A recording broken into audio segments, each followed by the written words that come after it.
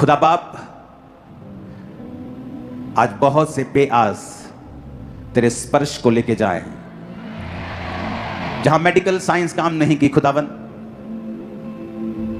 जहां डॉक्टर्स के हाथ खड़े, लोगों के खड़े, वहां तेरे हाथ कभी खड़े नहीं होते। अपने लोगों को छू और आज बड़ी टेस्टिमनीज के साथ इन्हें लेके आ। इन जीसस नेम, आमीन। ऊंचा ये आशीष हमारी है चर्च, आमीन। ऊंचा ये आशीष हमारी है चर्च।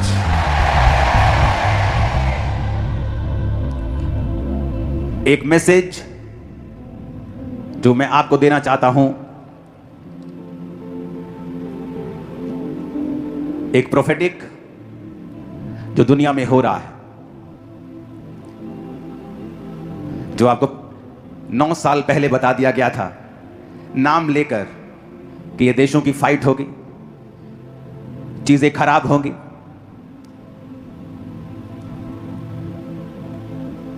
और बहुत से लोगों का जोर लगा है कि ईरान के पास परमाणु बम ना हो, लेकिन फ्यूचर में जो मैं जानता हूं प्रभु ने मुझे दिखाया है वो उसको हासिल कर लेंगे और ये डेंजरस होगा। मैंने आपको बताया था दिन अंधेरे हैं, आने वाले समयों में अंधेरा और बढ़ेगा।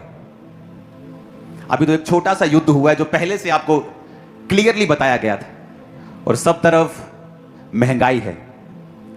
भारत इतना इफेक्ट नहीं दिख रहा जितना इफेक्ट दूसरे देशों में दिख रहा है।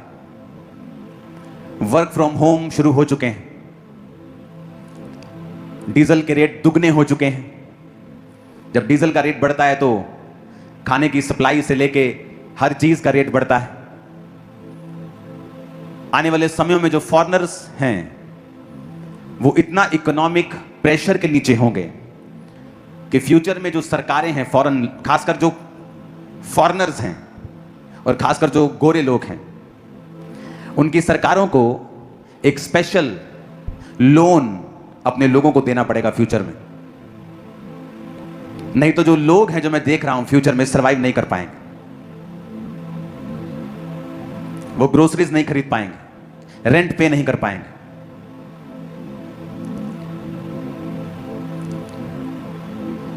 दूसरे देशों पर भी असर होगा, पर जिन देशों के बारे में बात कर रहा हूं उन पे असर वो बहुत ज्यादा होगा।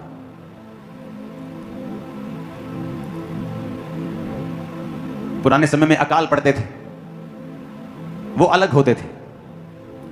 आज अकाल नहीं पड़ सकते। क्यों? अगर बारिश का पानी नहीं है तो जमीन से पानी निकाल लेते हैं लोग। लेकिन आज यही अकाल है, ये परिस्थितियां ही अकाल के जैसी चीजों को पैदा कर रही हैं।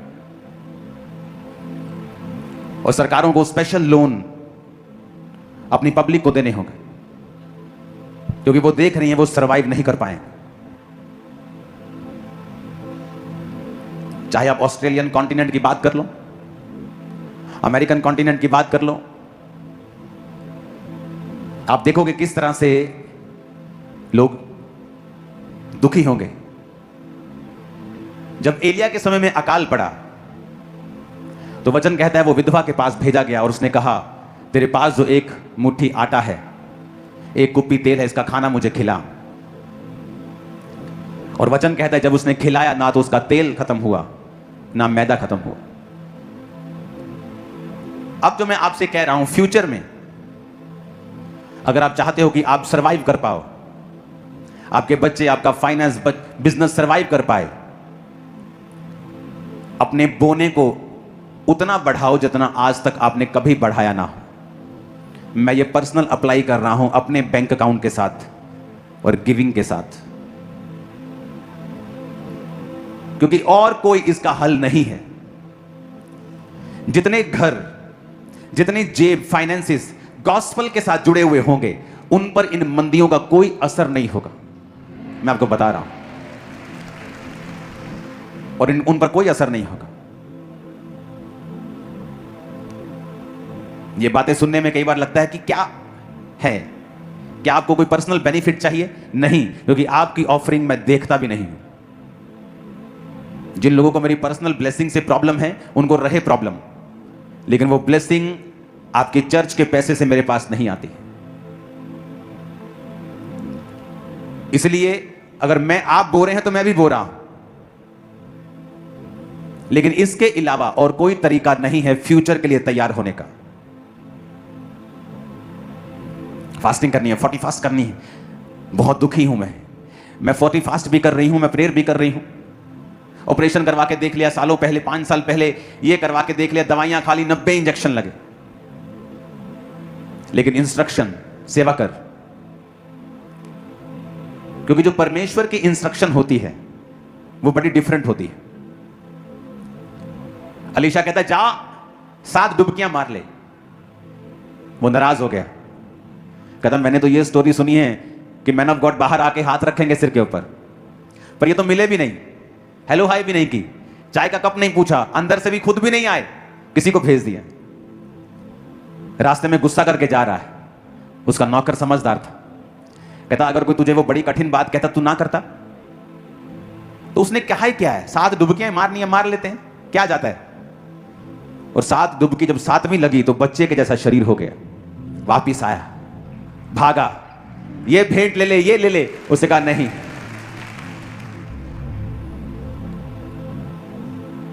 क्योंकि इंस्ट्रक्शन जो होती हैं आपको पहले मिल जाती है। एक समय था आप चर्च अटेंड नहीं करते, प्रार्थना थोड़ा बहुत नहीं करते, चलता था। एक समय आ गया कोविड के टाइम कि आपको पूरी तरह से परमेश्वर में जुड़ना है। अब फ्यूचर में वो समय है कि जो फैमिलीज टाइदिंग में नहीं हैं, बोने में नहीं हैं, सेवा में नहीं हैं, उनको सो मेनी ट्रबल्स का सामना करना पड़ेगा, क्योंकि आने वाला माहौल मुश्किल है, हार्ड है, वेरी हार्ड। और अभी पहले हम कछुए की चाल से उस हार्डनेस की तरफ जा रहे थे, और अब हमारी चाल थोड़ी तेज हो गई। लोग जल्दी दुखी हो जाएंगे। अब पहले वो धीरे धीरे जा रहा था वो माहौल, लेकिन अब जल्दी जल्दी हो जाएगा, क्योंकि वो समय जल्दी जल्दी अब आना शुरू हो जाएगा। और जो सेवक जो सेवा में होंगे, जो टाइट दे रहे हैं, प्रार्थना कर रहे हैं, पवित्रताई में हैं, पर वो देखेंगे कि इतने बुरे माहौल के बावजूद भी परमेश्वर आपको निकाल रहा है, रास्ते साफ कर रहा है। आप दूसरों की तरह सफर नहीं कर रहे हैं, क्योंकि बाद में पछताना, जबकि पहले ही आपको तैयार कर दिया गया है कि ऐसा आपके साथ और इस दुनिया के साथ होगा। और मैं आपको कई चीजें बताता हूं, कई चीजें प्रार्थना के साथ चेंज हो जाती हैं।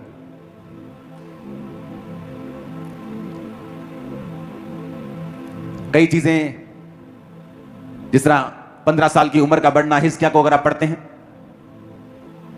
लेकिन कई चीजें प्रार्थना के साथ चेंज नहीं होती। और मैं उन चीजों की बात कर रहा हूं जो प्रार्थना के साथ चेंज नहीं होगी। तो आपको स्पिरिचुअल होना पड़ेगा फ्यूचर को सरवाइव करने के लिए।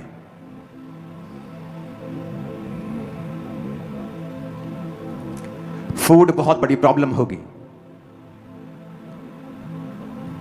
तो उस फ्यूचर को सरवाइव करने के लिए अपनी लाइफ को इकट्ठा करें, अपनी स्पिरिचुअल लाइफ को सही करें,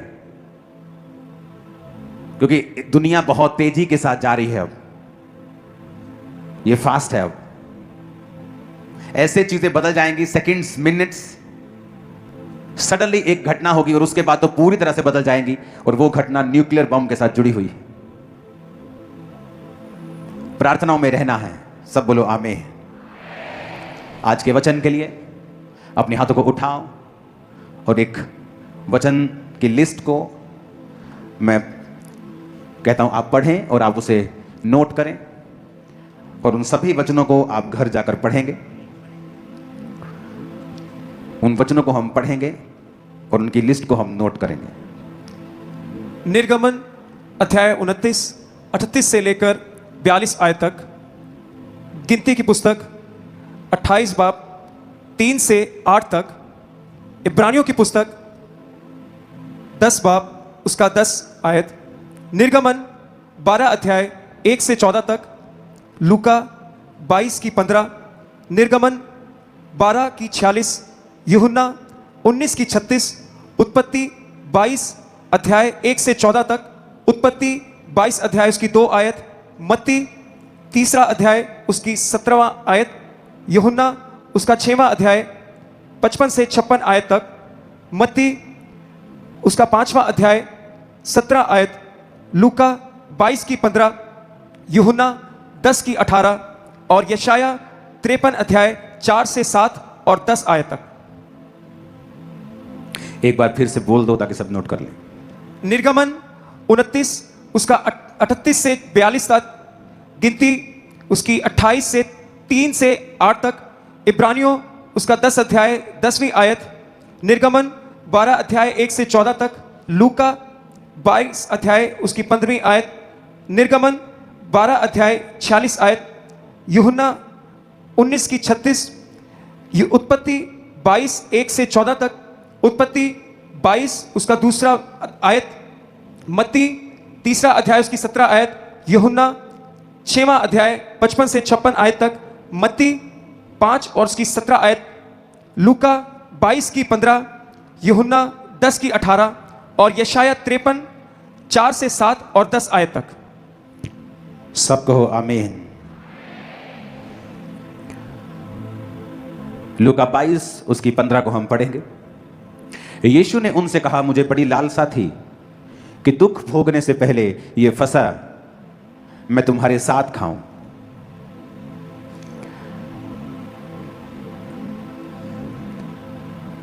निर्गमन 29 उसकी 38 से 42 आयत को हम पढ़ेंगे। इसमें लिखा है, पुराने नियम में परमेश्वर ने एक वचन दिया था कि जो वेदी पर तुझे नित्य चढ़ाना होगा वो ये है, प्रतिदिन 1-1 वर्ष के 2 भेड़ के बच्चे, एक के भेड़ के बच्चे को भोर के समय और दूसरे को गोधूली के समय चढ़ाना। पहले भेड़ के बच्चे को संगहीन की चौथाई कूट के निकाले हुए तेल से सना हुआ एपा का 10वां भाग मैदे के साथ और अर्ध के लिए हीन की चौथाई दाख मधु के साथ चढ़ाना। तो पुराने नियम में परमेश्वर ने कहा था जब तुम भेड़ के बच्चे को चढ़ाना तो उसको मैदे के साथ चढ़ाना और दाख मधु या दाख रस आप बोल सकते हैं उसके साथ चढ़ाना। तो वचन कहता है कि जीसस क्राइस्ट जब चेलों के साथ बैठे थे तो क्या दिया था चेलों को? रोटी यानी मैदा, प्याला यानी दाखरस और भेड़ परमेश्वर खुद थे। वचन कहता है कि जब परमेश्वर ने कहा कि मैं भविष्यद्वक्ताओं की पुस्तक को लोप करने नहीं आया। अगर आपको आज का वचन समझना है तो आपको इसे घर जाकर इनकी आयतें भी पढ़नी होंगी। यीशु मसीह ने कहा था मत्ती 5:17 में, ये ना समझो मैं व्यवस्था या भविष्यद्वक्ताओं की पुस्तकों को लोप करने आया हूं, मैं वरन इनको पूरा करने आया हूं। तो एक भेड़ को जब चढ़ाना है तो मैदे के साथ और दाखरस के साथ, और इसीलिए जीसस क्राइस्ट ने उस मेज के ऊपर, वो भेड़ खुद था और मैदा लिया और दाखरस लिया और लिखा एक ही बार सबके लिए अपने आप को कुर्बान कर दिया। सब बोलो आमीन। और इसलिए जीसस ने कहा था ये लो मेरा लहू, ये दाखरस लो ये मेरा लहू है, ये लो रोटी ये मेरा शरीर है जो तुम्हारे लिए तोड़ा जाता है। अगर आप पुराने नियम में देखें तो परमेश्वर ने एक एक वचन को पूरा किया, बल्कि उसे ओवरलुक नहीं किया, उसे मिटाया नहीं, वरन उसे पूरा किया। वचन कहता है कि जब अब्राहम को परमेश्वर ने कहा जाओ और अपने बेटे को कुर्बान होने के लिए चढ़ा दे, तो वचन कहता है कि अब्राहम, उत्पत्ति 22 उसकी 6 आयत को हम पढ़ेंगे। लिखा अब्राहम ने होम बलि की लकड़ी ले अपने पुत्र इसहाक पर लाद दी। आप देखेंगे ना अगर बाइबल, आपकी आंखें खुल जाएंगी कि आदम और हवा से परमेश्वर यीशु मसीह की कुर्बानी का जिक्र करता आया है। आज आप दुनिया को देखो, ऐसी बीमारियां, ऐसे डिप्रेशन मिलेंगे जो पहले कभी नहीं थे, क्योंकि पाप में हम आगे बढ़ गए हैं। पाप करने के लिए कहीं जाने की जरूरत नहीं, आपका मोबाइल बड़े से बड़ा पाप आपको करवा सकता है। और जब आदम और हवा ने पाप किया तो परमेश्वर ने चमड़े के अंग रखे बनाकर उनके अंगों के ऊपर लपेट कर उनके नंगेपन को दूर किया। वो चमड़ा कहां से आया? क्योंकि एक भेड़ कुर्बान की गई थी। यहां पर उसने कहा अब्राहम अपने बेटे को मेरे लिए कुर्बान कर, जिससे तू बहुत प्यार करता है। और लिखा कि अब्राहम ने होम बलि की लकड़ी अपने पुत्र इसहाक पर लाद दी। क्यों ला दी उसने लकड़ी इसहाक के ऊपर? गधे के साथ क्यों नहीं चला गया वो? क्योंकि जब उसने इसहाक के ऊपर लकड़ी को लादा तो ये एक भविष्यवाणी थी कि यीशु मसीह के ऊपर भी लकड़ी को लादा जाएगा। जिस तरह इब्राहिम का बेटा इसहाक कुर्बान होने जा रहा है, बाप का बेटा कुर्बान होने के लिए जाए। तो इसहाक के ऊपर लकड़ी इसलिए लाद दी गई थी क्योंकि वो एक सिंबॉलिक क्रॉस था जो परमेश्वर बता रहा था कि मेरा बेटा तुम लोगों के लिए उठाएगा। ऊंची आवाज में को हालेलुया। अगर आप देखेंगे तो उसके बाद जब भेड़ नहीं थी तो उसके पुत्र ने पूछा कि भेड़ कहां है? लकड़ी तो मेरे पे लाद दी, छुरी ले ली, आग ले ली है, पर भेड़ कहां है? तो अब्राहम ने कहा था 8 आयत में, हे मेरे पुत्र, परमेश्वर होम बलि की भेड़ का उपाय आप ही करेगा। यानी परमेश्वर खुद इस जगत के लिए खुद एक भेड़ को भेजेगा, एक लैम्ब को भेजेगा, एक मेमने को भेजेगा जो आपके लिए कुर्बान होगा। आप बाइबल की पहली आयत को खोल लीजिए, आपको वहां भी जीसस क्राइस्ट मिलेंगे। जहां पर गॉड का जिक्र है वो प्लूरल फॉर्म में है, यानी वहां सिर्फ यहोवा परमेश्वर ही नहीं, वहां प्रभु यीशु भी थे और पवित्र आत्मा भी थी। जब परमेश्वर ने कहा उजाला हो जाए, तो जीसस क्राइस्ट वो वर्ड थे जिसके कारण वो उजाला हुआ। और यूहन्ना में लिखा गया है कि वचन के बिना कुछ भी पैदा नहीं हुआ। और जब आदम बनाया, फिर जीसस क्राइस्ट अपीयर हुए और उनको कुर्बान किया गया, और उस भेड़ के कपड़े आदम और हवा को पहना दिए गए। अब्राहम के समय में परमेश्वर ने कहा इसको कुर्बान कर, जिससे तू प्यार करता है।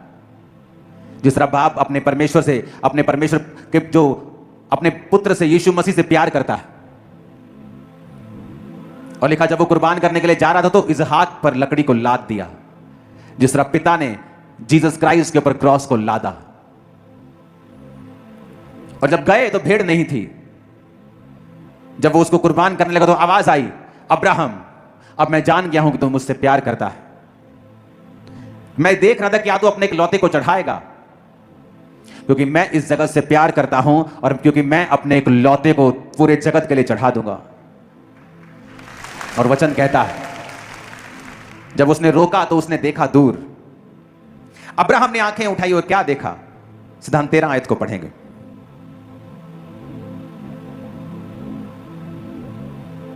उत्पत्ति 22 उसकी 13।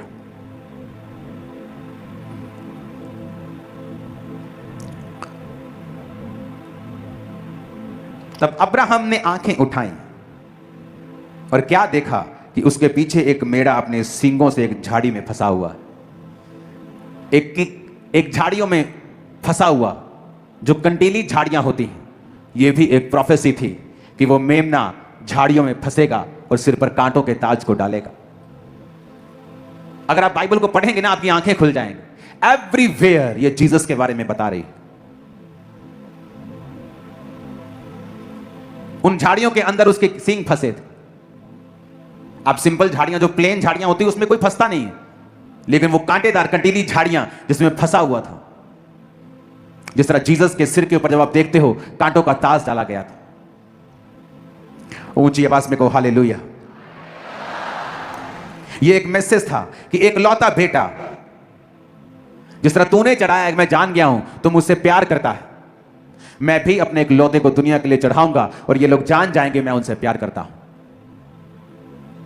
आज कैसे मिरेकल्स हो रहे हैं? क्यों हो रहे हैं? क्योंकि मैंने प्रेयर की? नहीं, क्योंकि यीशु मसीह ने कोड़े खाए हैं, कांटों का ताज पहना है, कुर्बान हुआ है। ऊंची आवाज में को हालेलुया। जबकि उस भेड़ को मैदे के साथ और दाखरस के साथ चढ़ाना था, तो इसलिए परमेश्वर ने एक हाथ में रोटी ली और एक हाथ में दाखरस लिया। वो तो दिखा रहा था कि शुरू से जो पिता तुमको करने के लिए कह रहा था उसमें मैं था। अब तुम्हें भेड़ों को कुर्बान करने की जरूरत नहीं, अब मैं आ गया हूं।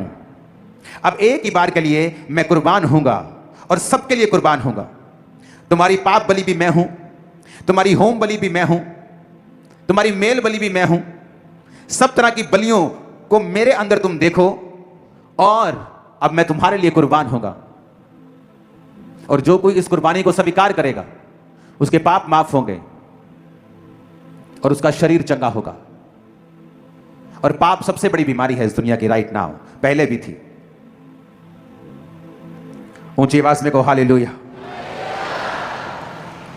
अगर आप बाइबल को पढ़ेंगे, निर्गमन 12 उसकी 1 से 14 आयत को, तो परमेश्वर ने उसमें भी जब इजराइलियों को छुड़ाना था तो कहा था, तुम जब भेड़ को खाओगे, मेमने को खाओगे, तो उसी रात मैं तुम्हें आजाद कर दूंगा। निर्गमन 12 उसकी 1 से 13 आयत। फिर यहोवा ने मिस्र देश में मूसा और हारून से कहा, यह महीना तुम लोगों के लिए आरंभ का ठहरे, अर्थात वर्ष का पहला महीना यही ठहरे। अब देखो, जब परमेश्वर ने लैम्ब को कुर्बान करना था तो परमेश्वर ने कहा, मैं अब रीसेट कर रहा हूं। यह इतना इंपॉर्टेंट है कि तुम्हारा कैलेंडर ही मैंने चेंज कर दिया है, क्योंकि यहोवा पिता के दिमाग में 2 ही चीजें थी, एक आप और एक यीशु मसीह। और वो सब कुछ करता आया आपके इर्द गिर्द और यीशु मसीह के साथ। यीशु मसीह 2000 साल पहले आए, लेकिन अगर आप बाइबल में पढ़ेंगे वो पहली लाइन से आपको वहां मिलेंगे,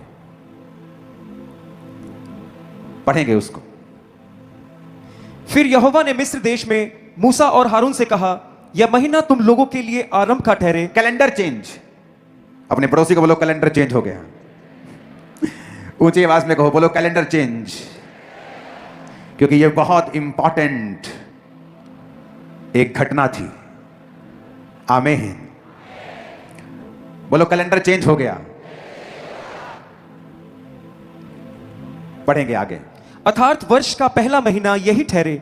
इज़राइल की सारी मंडली से इस प्रकार कहो, इसी महीने के 10वें दिन को तुम अपने अपने पितरों के घरानों के अनुसार घराने पीछे एक एक मेमना ले रखो, और यदि किसी घराने में एक मेमने के खाने के लिए मनुष्य कम हो तो वह अपने सबसे निकट रहने वाले पड़ोसी के साथ प्राणियों की गिनती के अनुसार एक मेमना ले रखें, और तुम हर एक के खाने के अनुसार मेमने का हिसाब करना। तुम्हारा मेमना निर्दोष और 1 वर्ष का नर हो, और उसे चाहे भेड़ों में से लेना चाहे बकरियों में से, और इस महीने के 14वें दिन तक उसे रख छोड़ना। और उस दिन गोधूली के उसने कहा तुम्हारा मेमना निर्दोष हो, और वचन कहता है कि जीसस क्राइस्ट निष्कलंक मेमना था परमेश्वर का।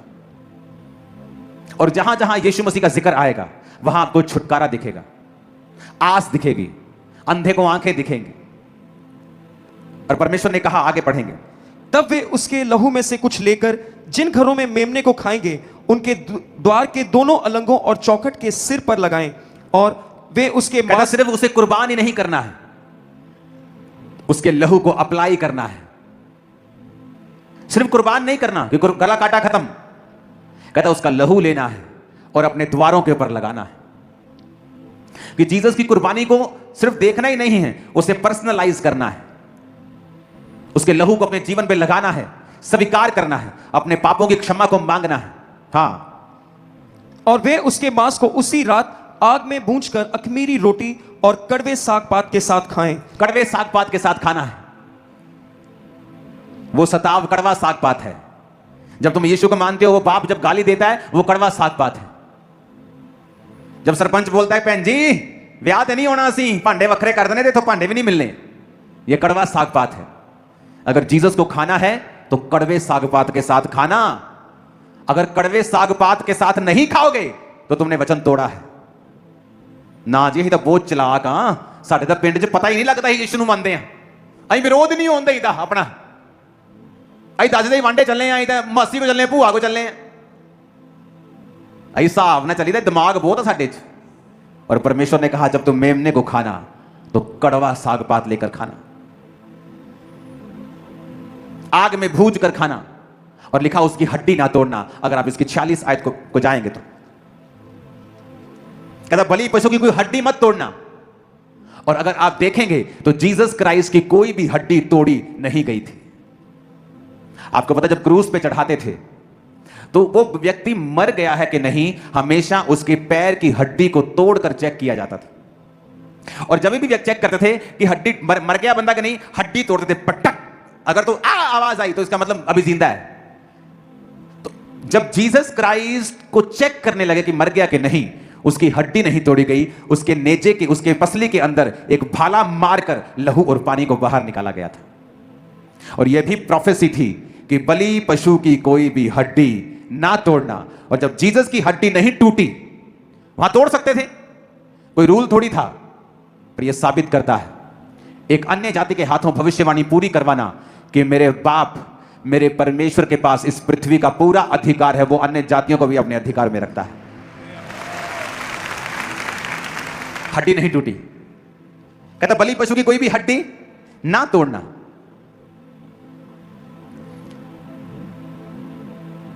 और कहता इसे पूरे घराने के लोग इसे बलिदान करें और सब मिलके इसे खाएं। ऊंची आवाज में कहो हालेलुया। फिर से निर्गमन 1 से 14 के बीच में पढ़ेंगे जहां से रुका था।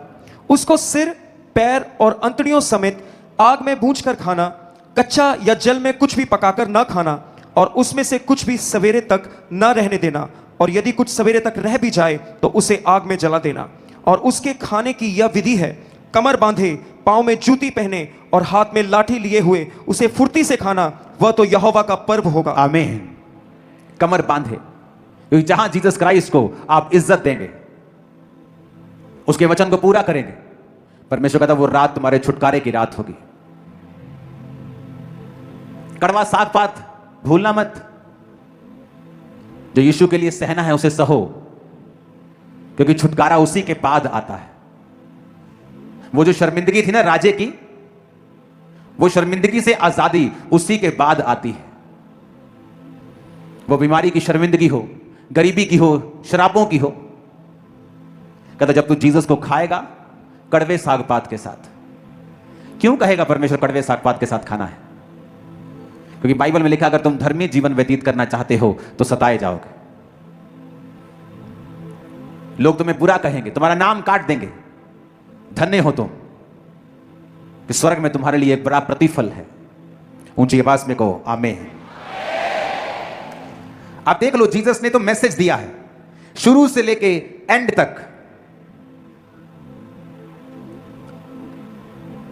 कि मैं ही हूं, शुरू से, बीच में, 2000 साल पहले और अब भी मैं ही हूं। आप प्रभु भोज को लेंगे, कमर बांधे, सच्चाई से अपनी कमर कसनी। आगे, क्योंकि उस रात को मैं मिस्र देश के बीच कमर में, बांधे को फिर से पढ़ेंगे।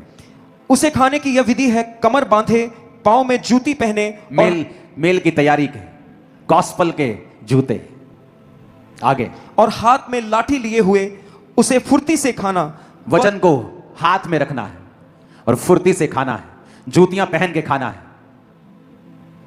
परमेश्वर आपको आपका लाइफस्टाइल दे रहा है कि क्या करना है आप लोगों ने, और कैसे आप अपनी लाइफ में छुटकारे को ले सकते हैं। जीसस ने आपके लिए क्या किया है। आज प्रभु भोज आप लेंगे मेरे साथ कि प्रभु तूने कहा था जो मुझे खाएगा, यूहन्ना 6 उसकी 55 और 56 आयत, क्योंकि मेरा मांस वास्तव में खाने की वस्तु और मेरा लहू वास्तव में पीने की वस्तु। जो मेरा मांस खाता और लहू पीता वो मुझ में स्थिर बना रहता है और मैं उसमें। ऊंची आवाज में कहो आमीन। आपको समझ आ रहा है जो मैंने आपको समझाया है? आज बहुत लंबा वचन थे, इस शुरू से लेकर एंड तक।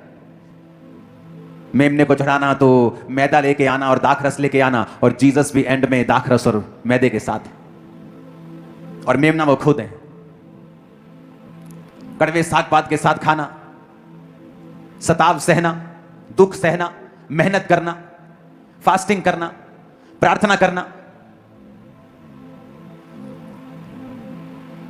इसहाक के ऊपर लकड़ी को लादना, क्रॉस को लादना, मेमने का उस झाड़ी में फंसे होना, जीसस क्राइस्ट का उस कीलों के ताज को पहनना, फिर उस मेमने का कुर्बान करना, यानी जीसस का कुर्बान होना।